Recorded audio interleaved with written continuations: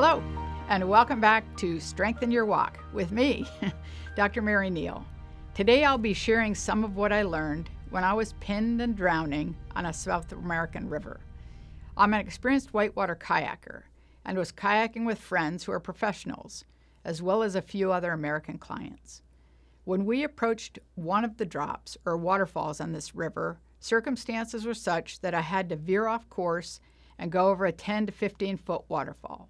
My boat and I became pinned or stuck at its base, and we were immediately submerged under 8 to 10 feet of water. Now, I'm a very pragmatic person, and I understood fully the consequences of my predicament. Rather than panicking, I tried to free my boat or free me from my boat.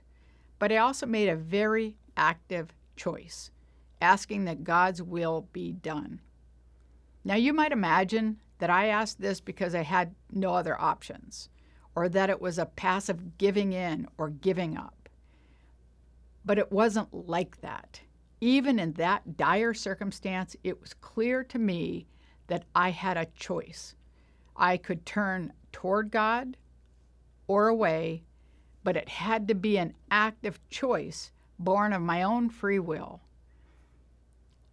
I chose to turn toward God, and I allowed God's love to enter in. And the moment I did that, I was immediately and physically held and comforted by Christ, who was the embodiment of pure kindness, compassion, empathy, and understanding. In the book of Matthew, Jesus assures us of his continued presence and promises to open the door to anyone who knocks. And that was the remarkable thing about it.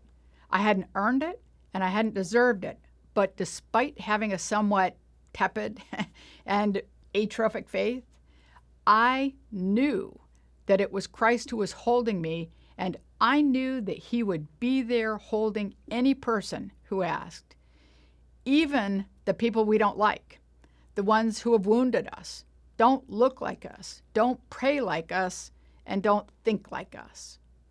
Maybe you've done or said something in the past that you think puts you beyond God's love, but it's just not true. God's love is freely available to every person who chooses it, no matter their past or present circumstances.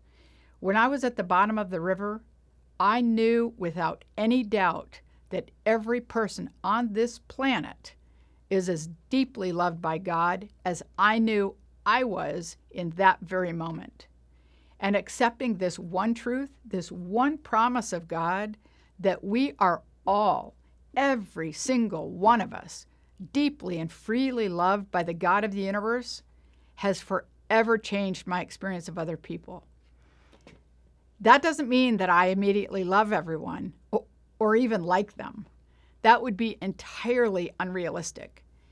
But when I consciously remind myself of God's promise, then I'm able to open my heart to other people and see them as equally beloved and valued children of God.